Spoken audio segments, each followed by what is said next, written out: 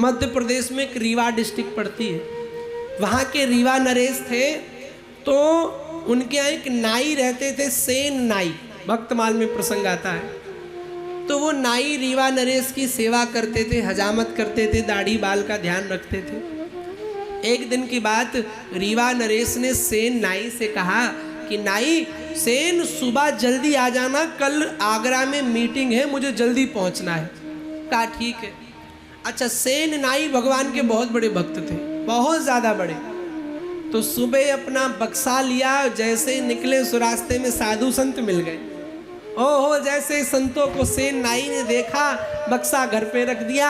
अरे बाबा पधारो, आओ बाबा घर में चलो, ने पूड़ी पाए लो, ने पुआ पाए लो, ने रबड़ी खाए लो, बाबा कछु सेवा को अवसर दे दो। सारे संतों को ले जाके भंडारा जिमाने लगे। इधर राजा को बड़ा क्रोध आए कि आज मीटिंग में जाना और सेन नाई नहीं आया। इतना क्रोध आया कि राजा जब कम वक्त बता तो सोचा कि कल सेन को फांसी पर चढ़ा देंगे। इधर मेरे गोविंद को जब पता चला कि आज सेन को कहीं ऐसा न हो कि राजा फांसी दे दे, तो भगवान ने सेन नाई का रूप लिया, उठाया नाई का बक्सा और राजा के पास पहुंच गए। राजन थोड़ा माफ करना, देर हो गई। नाई सेन, राजा ने कहा कोई बात नहीं, आ जाओ। भगवान सेन बनकर के राजा की बढ़िया मालिश करने लगे।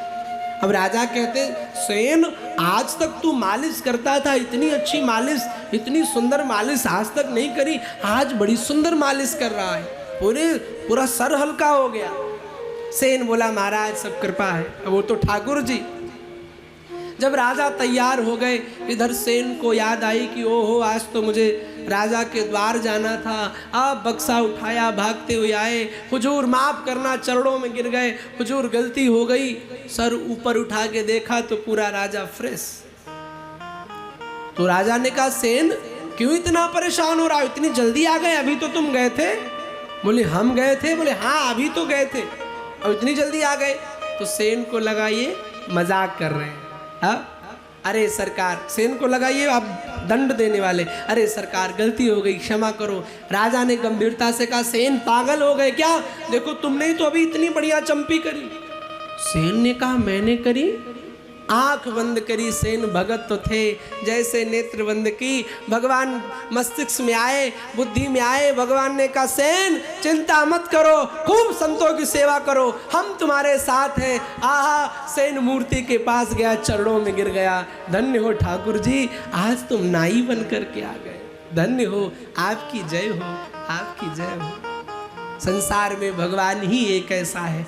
तभी तो हम कहते तुमेव माता च पिता तुमेव। क्या कभी पिताजी से माता कहा है, पापा से कहा कभी डियर मदर? और कह के देखो एक बार, बढ़िया वाली। हमारे गुरुकुल में तो जगन्नाथ ही पढ़ती थी। अभी आपके यहाँ क्या पिताजी? हमारे यहाँ तो जब हम गुरुकुल में पढ़ते थे तो हमारे शिक्षक और पिताजी, वो एक बेंत आता है जगन्नाथी, उसको पानी में रात में फुलाया जाता है और फिर उससे वो फूल जाता है, बड़ा हो जाता है, तब बच्चों को मार पड़ती थी। वही घर पे था।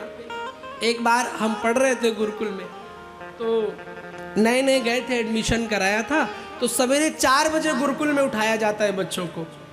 तो हम भी उठते थे। तो एक दिन नींद ज़्यादा लगी, तो हमारे बगल वाले विद्यार्थी ने कहा कि भैया तू सो जा बक्से के पीछे, हम बताएंगे नहीं आज। हम टेंशन फ्री सो गए, बक्सा किया, बक्से के पीछे सो गए, छोटे से तो थे ही। अब सोए और उसी ने बता दिया कि अभी वो नहीं आया। अब गुरुजी आए लेके डंडा, जो 2 घंटा मुर्गा बने हम, और जो मार पड़ी वो आज तक याद है। तो भगवान क्या से क्या बन जाते हैं, भगवान भक्त के लिए नाई बन गए। ऐसे ही संसार में पिता को माता कहो तो वो तुम्हें डांटेंगे, पर भगवान ऐसा है जिन्हें हम क्या कहते हैं, त्वमेव माता च पिता त्वमेव बंधुस च सखा त्वमेव।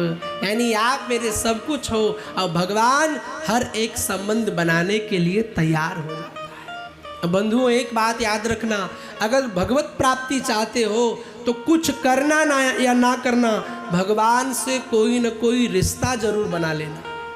आपके जीवन में बेटा नहीं बेटा बनाओ, क्योंकि your relation is your devotion. आपका संबंध ही आपकी भक्ति है।